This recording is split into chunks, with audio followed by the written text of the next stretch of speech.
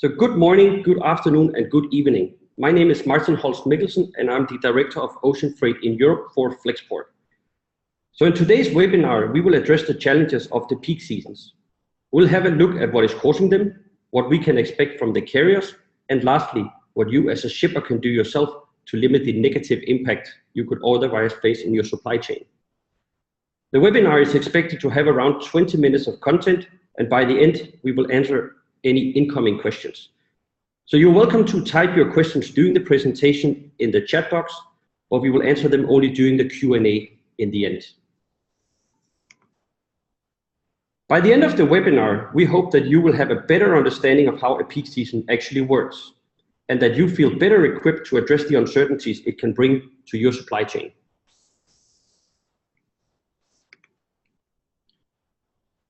So first, let's have a look at what is actually causing a peak season.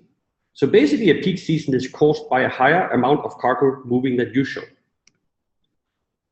You will see peak season here in Q3 that we are currently in, which is catering to the back to school and upcoming holiday season. The holiday season, such as Christmas, in US, it would include also Black Friday and Thanksgiving. So basically, the retailers will build stock to cater to the anticipated increased consumer demand, such as for the Christmas presents that are going to come under the tree. You will also face a peak season resulting from the upcoming Golden Week in China, where factories are basically closing down for a week. And remember, the Golden Week is here from the 1st to the 8th of October, so it's just 3 weeks ahead. And finally, you also face a peak season resulting from the Chinese or the Lunar New Year, where factories close down for about 2 weeks. The factory closures basically result in a supply that's shifting, and the factories will be pushing out a lot of goods in a short time before the Chinese New Year, and then they will not produce for weeks, basically limiting the demand for shipping. And these events all lead to creating seasonality in global trade, meaning it creates an uneven demand across the year. So carriers on their part, they will try to address the fluctuation in demand by either reducing capacity, that means they will have blank sailings, basically less sailings than they usually would, or they can also choose to induce additional capacity to cater to the increased demand. Typically, you only see the carriers inducing the extra capacity if the rates are at levels that are sustainable and would actually pay for the additional voyage that the carrier will have to undertake to lift the cargo.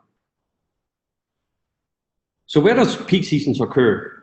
Well, basically peak seasons varies from trade to trade. So if you look at Europe and US, it's the like of Christmas, and for US, as mentioned before, also Black Friday, Thanksgiving, and so forth.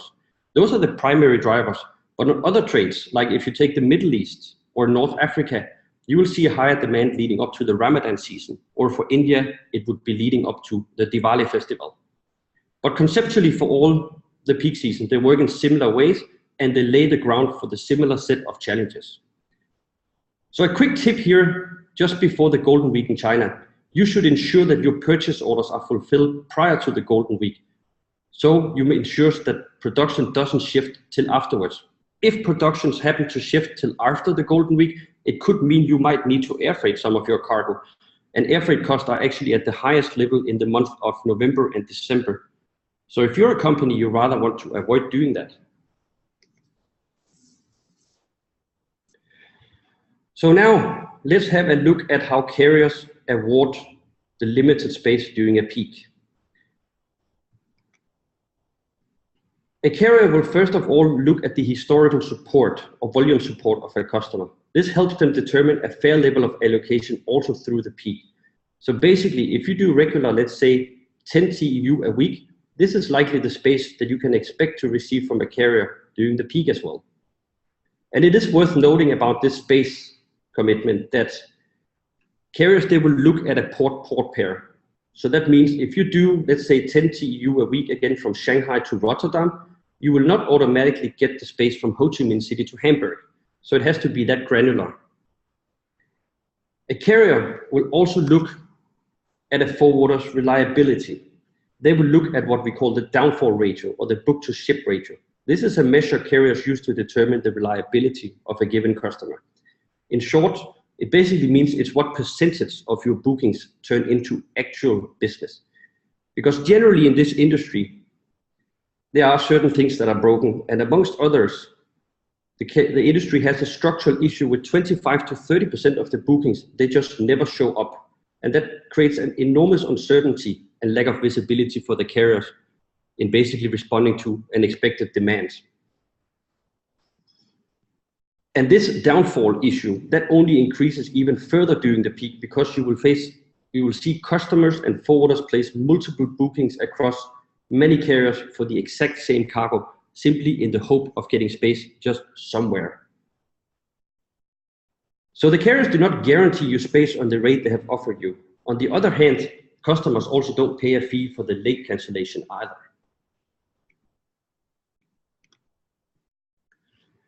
So a carrier will of course also consider the rate a customer is paying. So like with most businesses, and same goes for shipping, carriers will seek to optimize their yield or their profit during the times of high demand.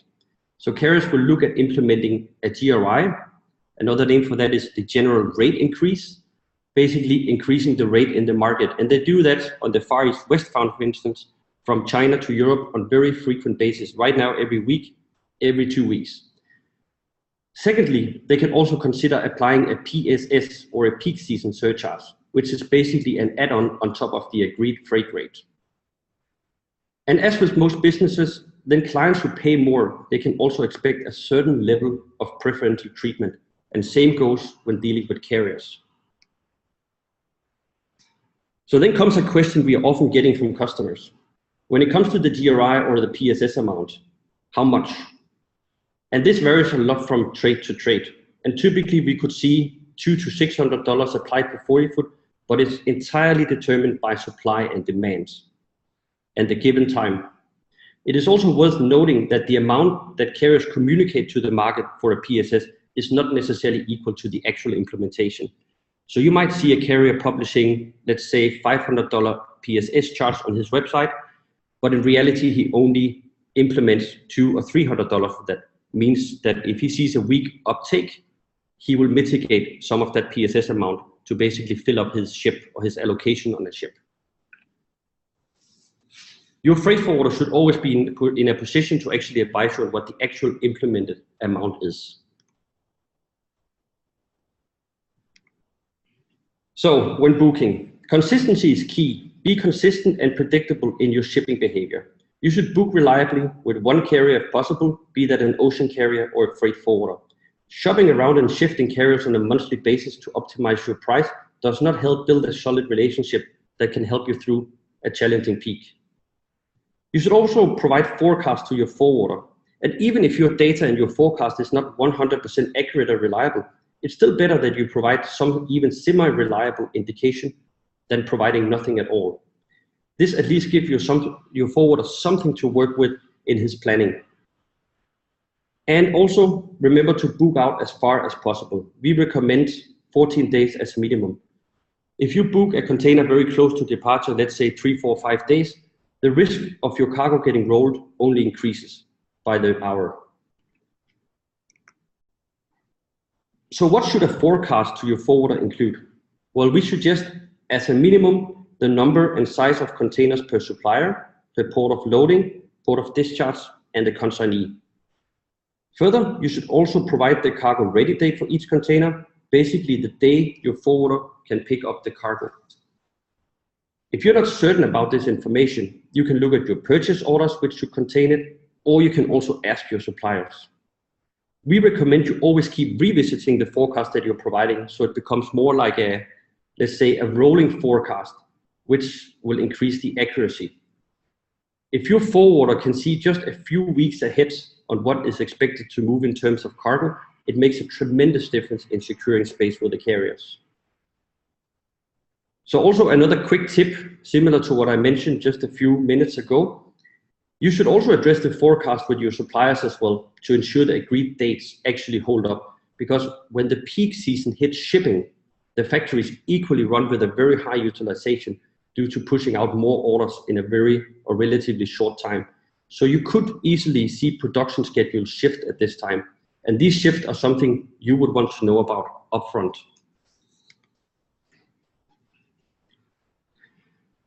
During the peak, you need to be prepared to pay. to increase the probability of getting space for your peak season cargo. If you, for instance, work with fixed rates below the current market rates, you should consider paying a higher market FAK rate for part of your cargo, at least the volume that is exceeding your regular allocation. You can also be faced with the PSS surcharge that we mentioned just a few minutes ago. So basically paying more increases the probability of getting space on board a given sailing because it increases the carrier's reward for lifting your specific cargo.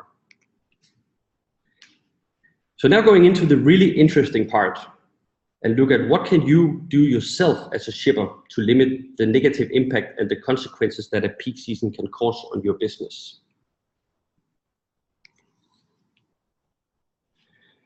So first, during the peak, rollings are a relatively frequent occurrence, and there is no guarantee of not getting rolled, so you actually need to plan accordingly. You should be prepared to prioritize all of your shipments. Tell your forwarder what would be okay to roll if absolutely necessary. And rolling isn't nice and it isn't part of the plan, then the goal here is really to minimize the negative impact and the disruption that your business would otherwise be faced with. So prioritizing your cargo helps to ensure that the most important cargo moves on time. So for instance, if you see high demand for and low stock for a particular item that's selling really well, then that could perhaps be your priority cargo versus some raw materials that you might not need in the coming 2 or 3 months. And we also recommend splitting your containers across multiple bills of lading. And this is a very important thing that is often neglected by many shippers. So basically splitting your containers across more bill of ladings mean that you will likely incur some additional cost. That could, for instance, be the BL fees or the bill of lading fees. But we think this is a very small price to pay compared to facing weeks of delays and rollings for price cargo. The carrier generally rolls based on bills of lading and not by the container. So if he sees a bill of lading with 5 containers on it, he might just roll the entire shipment. So the risk is that shipping, let's say 5 or 10 containers on one bill of lading and risking all these containers being rolled, maybe you split it across 5 bill of ladings with 2 containers of each, and you end up risking only rolling 1 of them. And also splitting the containers across multiple bills of lading, it actually gives you the ability to pay a higher price, let's say the before mentioned higher FAK rate for only a portion of your containers that are above your regular volume. So using an ocean product that requires transshipment can be necessary for some ports. And today, with such a flexible and large network, carriers typically also offer transshipment product for the larger main ports. This comes in addition to their own direct services. So transshipment products can work perfectly well, and they can be as good as a product as a direct services. But during the peak season though, we have to be aware that it can increase the risk of rolling, as your cargo will need to connect both at an origin port and in the transshipment port. So let's take a case where your cargo connects in the initial port of loading on time. You will not be better off in the event the cargo then ends up rolling for a week or 2 in a transshipment port. And even worse, it would be if your cargo happened to roll in the origin and the transshipment port, adding 2 or 3 weeks delay to your cargo. And also the transshipment hubs are a bit more prone to having larger amount of cargo rolling during the peak seasons, as you have enormous amount of services and cargo passing through in a relatively short amount of time. So we recommend you try to stick to direct products whenever this is possible. And also when the cargo is on board a ship with a direct product, you actually have some kind of certainty as to when the cargo will discharge and ultimately be delivered at its final destination. And with so many different services available from the ocean carriers, you should also consider accepting a product with a longer transit time. So if you take an example here of Yangchuan in China to Rotterdam in Holland, for an example, then the transit time can vary anywhere between 22 days up to above 30 days, depending on which service or carrier you load with. And the product with the best transit time is also likely more popular with the shippers. And this also means it quicker becomes full and more shippers compete for the same space. This basically increases the risk of cargo rolling on that particular service. So by accepting a longer transit time upfront and load on the slower service, you can at least partially mitigate this risk and improve your chances of actually getting space. And finally, you should also consider alternative ports of discharge for your cargo. So being open to using, let's say, Rotterdam instead of Hamburg or Antwerp will increase the options that your forwarder can work with. And this, even so, if it actually means that you will face a slightly higher inland cost. That higher inland cost could still be very less compared to delaying your cargo 1 to 2 or even 3 weeks. And same goes when we ship on the transatlantic to the US destinations, where, for instance, you can reach a place like Detroit or Chicago or most inland points through many of the ocean gateways. So when it comes to advising on which port to use, your forwarder should always be able to provide you with suitable options and also advise you which one is currently less likely to cause any disruption to your supply chain. It's always good to have a plan B. And a quick tip here before we finish up the presentation part. We're going towards the RFP season. And if you work on fixed rates with a carrier, you typically only do this if you ship more than 500 TEU or even 1,000 TEU a year. But then during the RFP process, you should ensure to split your volumes between several ports of discharge. And you have to do this because most carriers will not allow you to add different ports after the RFP has been concluded and the contract has been entered. And if you don't have several ports available for discharge coming to the peak, you will have less flexibility and less options. So that sums up the webinar and the presentation part. And now I'll open the floor to questions. I'll just give everyone 1 or 2 minutes if you have something.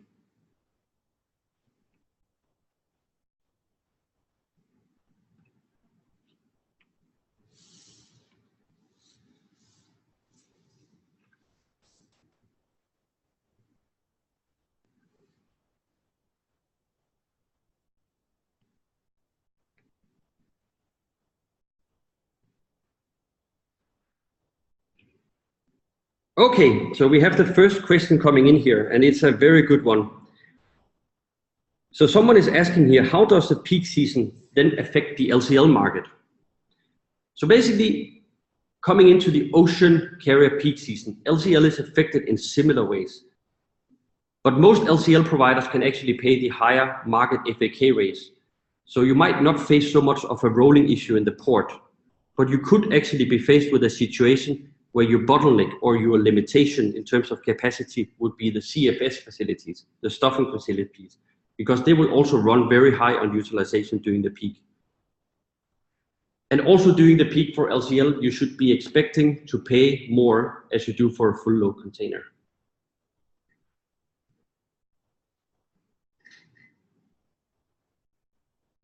And then we have a second question coming in here. How does the Chinese New Year peak compare to the Q3 peak season? And again, a very, very good question. So if you look at the Chinese New Year peak, you should expect that this would be shorter and last perhaps up to 4 weeks. And you can say it's more a supply-driven peak because the factories are basically closing down, pushing out a lot of cargo before the holidays and ramping up slowly afterwards. If you look at the Q3 peak, this is actually more a demand-driven peak that's driven by the before mentioned back to school and the end of year holidays such as the Christmas and also the Q3 peak also lasts the entire quarter. So basically from late June, early July throughout end of September, and this year perhaps early October due to Golden Week, you will see a peak. And then it will slow down by mid of October again towards the end year. If you look at the next year, then the Chinese New Year peak will come a little bit later than it was this year. So basically Chinese New Year falls on different dates every year. And if I don't recall wrong, it starts on 16th of February of 2018 next time. So that means we should expect to see the peak starting to come early January. Versus in 2017, it already started actually in late 2016 in December.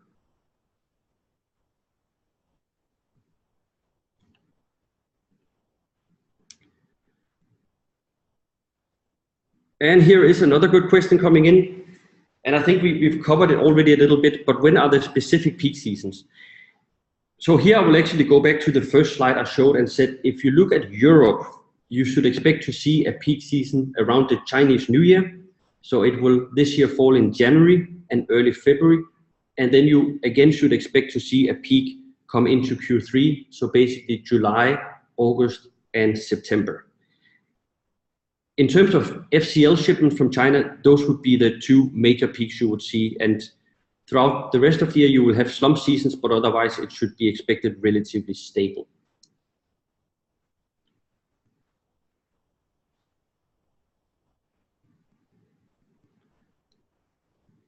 And please feel free to submit any questions that you might have.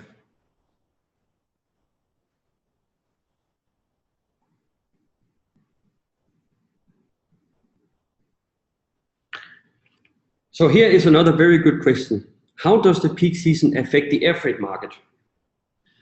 So basically the air freight market, as I mentioned also during the presentation, you will see the peak during November and December, basically where all the late orders moving out from especially Asia coming to US and Europe to satisfy the Christmas demand. And typically this is also where the rates will run the highest. So in November and December are by far the highest air freight rates throughout a year. So this is where if you're a business, you would like to avoid shipping air freight during this period.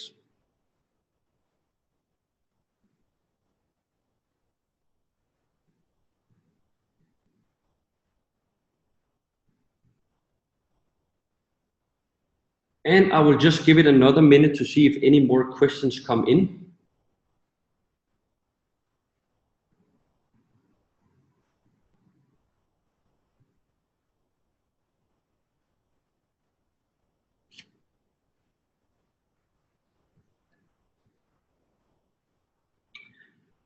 Yes, and here is another very good question.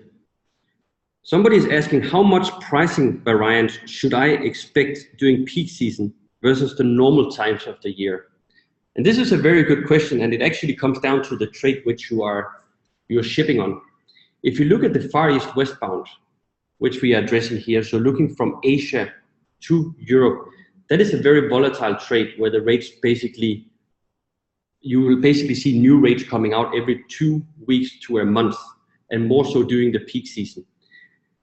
And if you look at this year, the rates have been actually relatively stable within a variance of around, I think we can say $300 if you look at the low point and up to the high point now, with the rates fluctuating between $1,500 for a 40-foot all the way up to $1,800 for a 40-foot. So compared to, if we take 2015 and 16 as references, 2017 has been a relatively stable year. It's also worth remembering that in 2016, we were faced with disruption of the likes of the Hanjin bankruptcy, which affected freight rates significantly for a period. So the question is how we could expect the rates to revert. I think that's anybody's guess.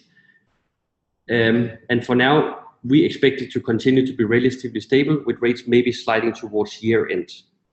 But there is not as such a normalized rate available in the market. It's entirely driven by supply and demand. And if anyone have any more questions, please feel free to shoot.